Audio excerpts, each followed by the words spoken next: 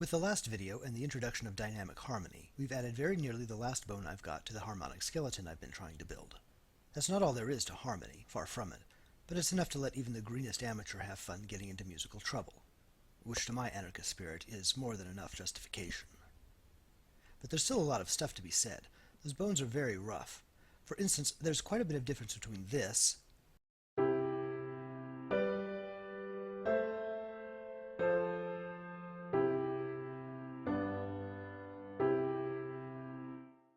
and this.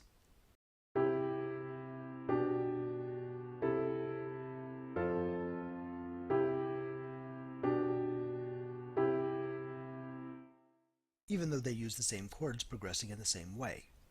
The rules I gave earlier won't tell you what the difference is, and won't really tell you how to fashion the latter if that's the kind of sound you'd prefer to make. The next batch of videos in this series then will try in the same simple-minded manner as before to lay out some more advanced topics. Before we do that though, we need to generalize the rules that we've already got. We've been working exclusively in the key of C major, and the rules have been written specifically for that key, but we want them to cover all the major keys. To do that, we will use a neutral labeling system made up of Roman numerals. We won't use these numerals to name specific tones, the way C or F names a specific tone. Instead, these numerals will name a note's relative position within a key. For instance, the Roman numeral 1 will refer to the first note in any key, no matter what key it is. By first note, that is by Roman numeral 1, I mean the note we use to generate the key. It's the note that anchors the top and the bottom of the scale.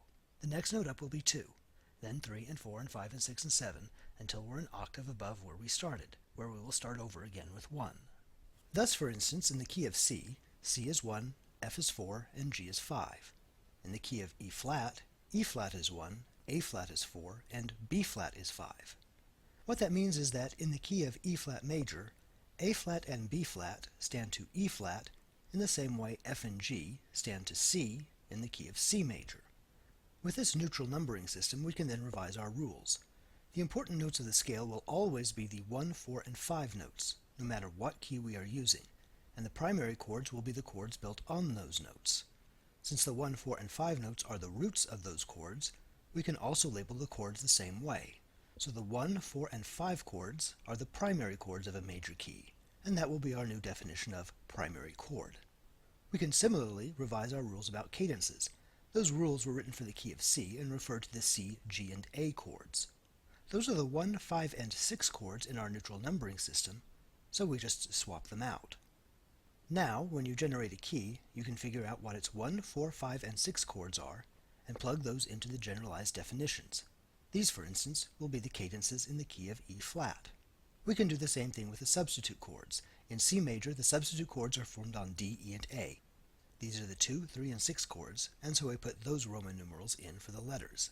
We'll make one more small notational change. Some chords are major, some are minor, and some are diminished. When writing out progressions, we'll use uppercase Roman numerals for the major chords, lowercase Roman numerals for the minor chords, and a lowercase Roman numeral plus a circle for the diminished chords. Thus, the case of the numeral will also convey that information about the chord. There are a number of advantages to using a notational system that is neutral between keys. First, as noted earlier, it lets us generalize our rules to any key. Second, it means that we can plan out progressions without specifying a particular key. This progression, for instance, can be planned without having a particular key in mind, and it will work in any major key. Now this may look hard to read at first, but a little thought will disclose everything you need to know about it. It starts and ends on the first note of the scale, that is, C in the key of C major, F sharp in the key of F sharp major, and so on. It moves from that one to another primary chord, and then another primary chord. It then varies between substitutes and primaries until coming to rest back where it started.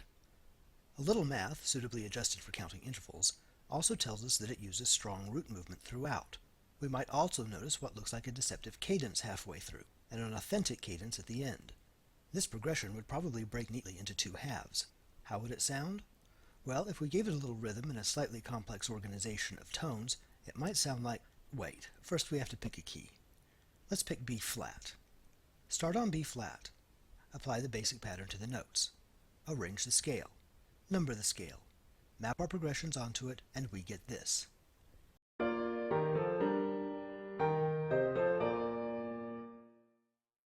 Finally, because we don't have to keep track of the key, and thus don't have to keep track of which particular notes are sharp and which are flat, which particular notes are the roots of the primary chords and which are the roots of the substitute chords, or any of the other facts peculiar to a specific key, we can now craft a progression on scratch paper, away from any keyboard, any instrument, any computer. All you have to remember is which Roman numerals appear in our definitions and how to count intervals between them.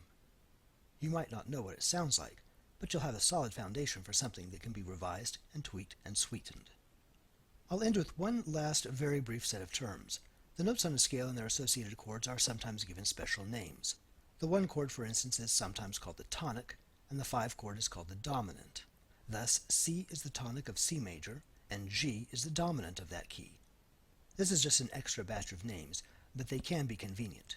For the record, here is a complete listing.